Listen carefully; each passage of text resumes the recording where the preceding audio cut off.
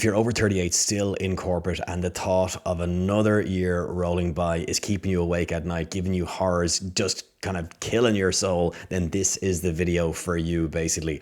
Crazy amounts of opportunity out there in the world of AI. One guy on X, Deutscher, amazingly recently kind of laid out one of the cleanest routes for making money with AI. I've digested it, I've gone into it, I've played it out. Let's talk about it and see, is it real? Because the thing is, most of the content out there for the AI world is aimed at basically 22-year-olds. And that's the mistake, because ultimately, if you're in your late 30s or you're in your 40s or beyond, you actually have a much bigger advantage than they do, drastically bigger advantage. You can accumulate all of the experience, you can gather that, you can kind of encapsulate it, and you can bring it to a company, you can pitch your services. And also, it's not just the trust that you have, or you're given rather, with that experience, but it's also just the sheer fact that you have so much knowledge accrued that you're not even kind of aware of. So you have something that these 22-year-olds cannot buy, which is real experience, judgment, credibility, and the simple fact that decision makers, as I said, will trust you more. So I'm going to break down what Deutscher talks about in this exact framework and kind of show you how to run it as someone who's already kind of got the scars, the pattern recognition, and a professional track record. So this is how you turn this into an exit. All right, let's get into it. Okay, so the core premise here basically is that ultimately AI is the greatest money-making opportunity that you'll probably get in your entire lifetime. You know, maybe you missed the crypto rush, maybe you missed, we're probably too young for the dot-com bubble, but this is your chance. Think about it, when is something else going to come along that you can learn and really capitalize upon over the next couple of years? It's very, very hard to think of something. Maybe robotics, if you're into it. Maybe you could say you'll catch a next potential crypto wave, but there's tons of people ahead of you. Like, this is your opportunity. So if you lock in now, you could completely change your life by, 2028, and by 2030, you'd be unrecognizable. So for someone really in their 20s, that timeline, it feels open-ended. But for someone who's over, 36, 37, 38, you've already spent maybe 10 to 15, even 20 years inside corporate or inside companies, it should feel urgent. This should have a sense of urgency for you. You shouldn't have another decade. You don't have another decade to figure it out. That's the candid reality for people who are this age, But you also don't need to start from zero as like someone who's 21 or 22 does. This is the thing. You already understand how businesses really genuinely work, how decisions genuinely get made, and where the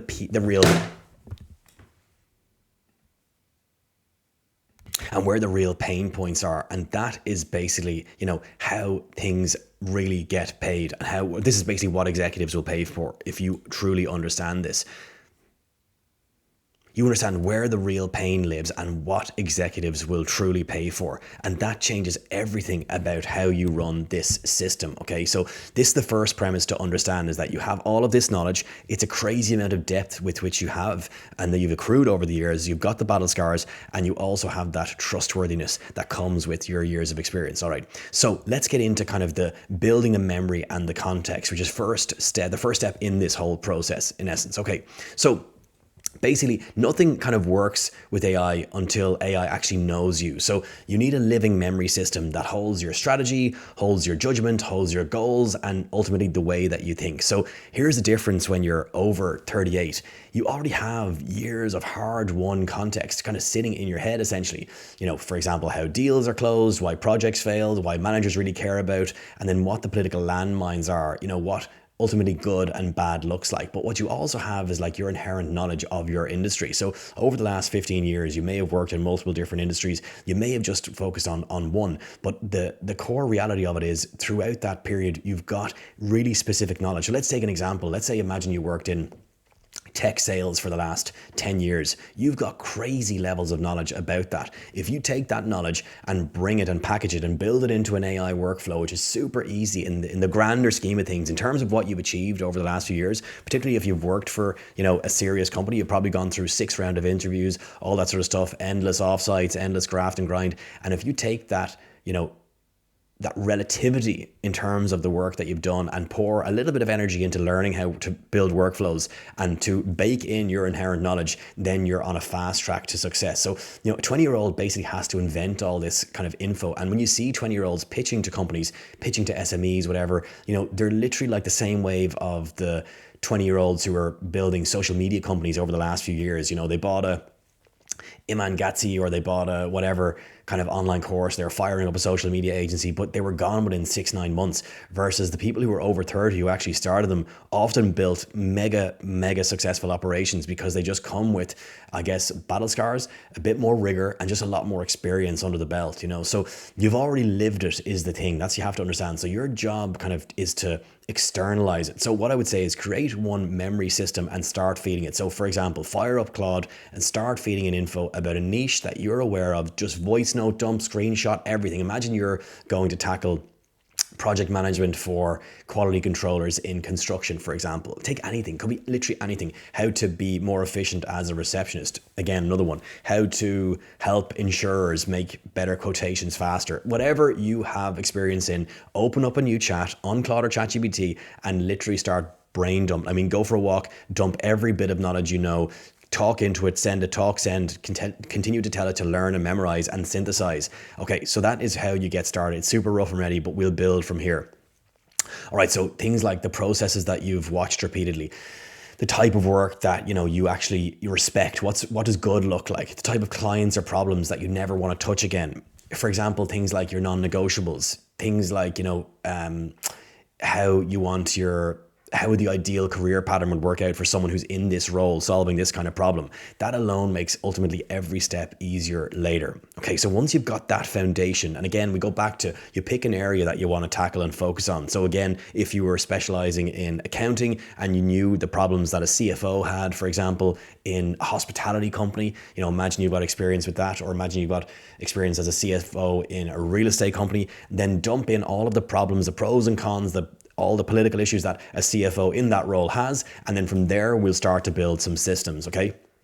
So this is where your experience basically compounds. So the instructions are really simple from this point, is do a ruthless time audit basically when you're building these real automations. So track everything for a week, or think about everything for a week that someone in that role does. Maybe this is your current role, for example, or maybe it's something historic that you're piecing together. But basically, if you found out, what you'll find out is that a lot of those tasks, and it's as easier obviously if you're in it now, but a lot of the tasks that you're doing are the same. They can be automated, and basically pick the most painful, highest friction item that's, you know, potentially a workflow, and then we start killing that with AI. So when you're, like I said, when you're over, you know, 35, 36, 37, 38, way through to whatever, your 60s, then this really kind of hits differently, frankly. And it's because you've seen which problems are real and which are ultimately noise. So you've watched kind of expensive consultants probably sell shiny tools into the company that you've worked in, and they really don't move the needle. You've sat in probably meetings tons of times where people are talking about transformation and all sorts of BS, and frankly is nothing changes.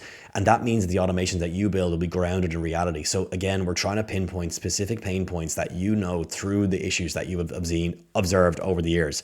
And you're removing the exact friction that you've probably spent years navigating yourself, because you've lived inside these systems, and the solutions that you'll create will feel practical to other experienced people, not like other AI. So what you want to do is, we've established you've dumped all this context into an AI chat.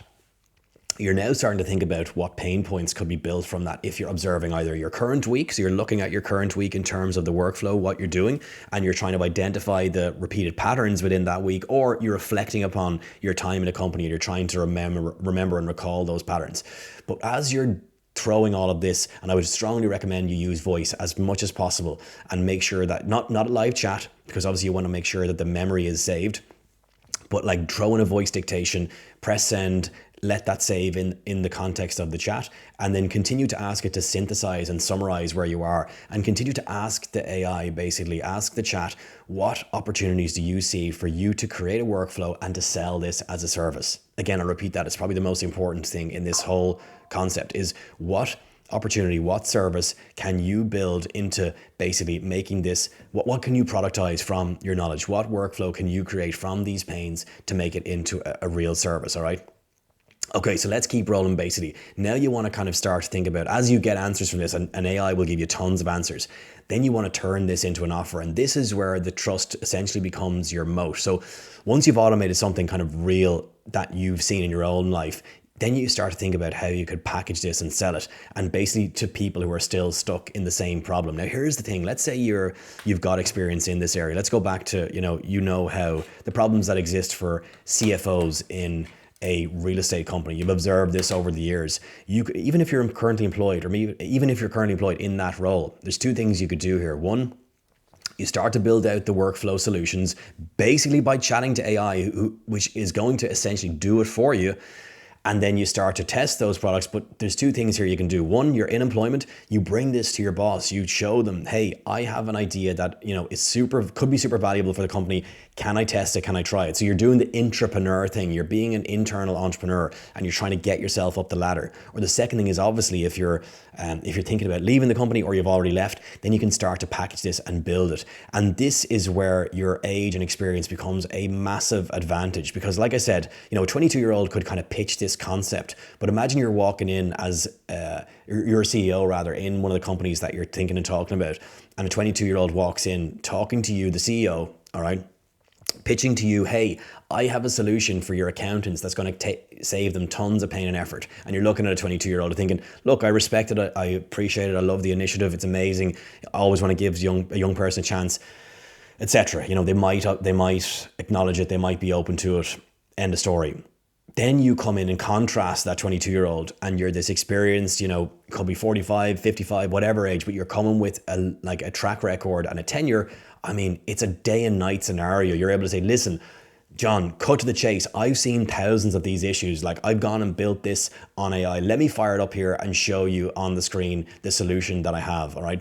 And basically that's the selling capacity that they don't have. You've got this capability and it lands completely differently. So you're not some kid with a prompt library. You're someone who's already operated inside the company. You've managed people, you've hit targets, you've survived the restructures, you've done with the political bullshit, and ultimately you understand when the budget is tight and the politics are real, what actually occurs. And that makes you a much more trusted person. Now, the thing is, I want to emphasize with this, you don't need much experience. Like, if you're watching this and you're thinking, well, I've absolutely no clue how to pull this together, this feels like I'll be, really fake it till you make it, then go for it. Why not? I mean, you've got this opportunity. Again, recall, what's the next time you're going to have this global chance with something like AI? When's it going to come around again? You might not get it in your lifetime. The frank reality of it is time is pumping by. So take this opportunity before you lose it, because decision makers in their 40s and 50s will listen to you in a way that they simply won't to someone half their age. If you can even solve 20% of the problem that you think, the bigger, grander problem that you see, then that is at least the start, all right? And you don't have to oversell the technology, because you're selling the language, you're speaking the language of the outcomes, all right? The risk and the implementation that they're waiting to hear. So your offer isn't like, I know AI. You're not claiming to be like the AI master. Your offer is, listen, I have lived with this problem that you're in, and I used AI to solve a version of it that actually exists in the real world, or at least I'm working towards solving that problem. And can we work together on this? Because remember, you just need the rubber to hit the road with this. You just need to get some sort of traction. You don't have to blow it out of the water in your first conversation, because imagine if you're pitching this externally as an offer and you want to, start a small business, or you're adding this as a service offering to what you're doing, you can have 50 conversations with CEOs like this. All you need to do is be incrementally better every time you have this conversation. And secondarily, if you do get the gig and you get the contract, then just make minor wins. You're going to make mistakes. AI, but the thing is, with AI, it's the best place in the world to make mistakes, because you can continue to talk to it, to cycle through it, to understand what you can do better. And basically all you're doing is continuing to tell AI the problem and ask it to give you solutions, and cycle that over and over and over and over, and eventually you'll get the thing solved. So here's the thing, basically, that you can do without, you can basically do this two ways, right? Without distribution, arguably this will be a little bit more tricky to get conversations open. But that being said, it's not really. Like, if you reflect upon all the CFOs, COOs, CEOs that you've come across over the last 15, 20 years, you can quickly build out a database of those and start pitching to them, start reaching out to them via email, asking, can you drop in for a 10-minute coffee? Quickly show it to them. If they don't respond, send them a Loom video, show them the solution that you're creating, tell them basically that you have solved a pain point because of your experience, and just ask them, are they open to you showing them this solution? That's one way of doing it. And a second way of doing it, I know it sounds kind of bizarre, but a simple way is that, people will move towards you as an offer if you throw some content out there, pretty much like this. And I can say that with, a laughable number of subscribers as I record this, like 40, 50. I'm doing this for my own learning, and I'm already getting people reaching out to me, asking me, can I provide a solution? Can I give them advice? I'm not saying I'm by any stretch perceived to be an authority in the space, obviously not. But what I'm saying to you is I'm 10x more an authority than someone who's just walked in on the street, purely because I fired up a couple of videos. Like I said, I'm learning on the fly with you with this, but therefore I'm a couple of micro steps ahead. And those micro steps are deemed to be valuable when you're going into a CEO and you're saying like, hey, yeah, I'm creating content. Like, let me show you an example of a video I have that got like, I don't know, 100 views or something. But the point is that resonates better than someone who has nothing. So this is the thing. You don't have to consider yourself a creator. Your distribution can be quiet, it can be more direct, and it can be super high trust. So you can speak from that place of experience rather than performance. You could put this out on LinkedIn, for example. You know, you could write a Substack, and you can talk like someone who's been through the corporate machine and is now building on the other side of that. Or let's say if this doesn't land and let's say you're working in a company, you can just continue to pitch using Loom videos, simple videos to your superiors to show them this, all right? And ultimately that tone alone, that, you know, will help you filter towards the right people and other experienced professionals who are kind of tired of the same things that you're tired of. And you don't need to like consider yourself, like I said, some sort of influencer, like you're dancing for the algorithm. You just need to be consistently visible to the people who potentially could respect this competence and track record. And if you do those other 3 steps, and you know, while you're moving forward with a little bit of distribution, the whole system really starts to accelerate. Like again, this part is not necessarily mandatory, but I can assure you, having, you know, put AI content out there for a month or so, and like I said, I'm learning on the fly, I'm already getting conversations opened, and that wasn't even the intention. Really, the intention was just to keep myself accountable, to learn a little bit more every day. But here's the kind of compressed version for someone who's over 38, let's say, and you know, who's done waiting and sick of the thoughts of going through another New Year's Eve with the sickness of, oh, I'm back to it again this year, another one rolling over. So what you want to do is you want to externalize your experience into a real memory system through a chat, and you want to run that time audit either through your current week if you're currently in employment, or you want to basically reflect upon a time when you were in employment and what that looked like. And then over the next few weeks, you want to automate the highest friction parts of your own work and ultimately document what you learn, all right? So within the next like 30 to 60 days, believe it or not, you'll be able to turn this kind of into a super strong automation into, you know, that can provide a genuine offer to someone. And then you want to start putting it in front of people. And that can be literally a Loom video to your superiors if you're in employment, or just start shooting mails out to people who you might know. Or furthermore, like I said, you know, go and start building some distribution by making content just like this. So like I said, you're not trying to be the next 22-year-old whiz AI kid creator. You've got decades of real world experience that gives you judgment as the foundation, and AI is just the leverage, just the credibility, and you're using the credibility really as your differentiator. And that's a much stronger position than most people in this space actually have, all right? So that's the big thing. Here's the sequence. Give AI memory and context that only you have. Next thing is automate that kind of real pain into your own life.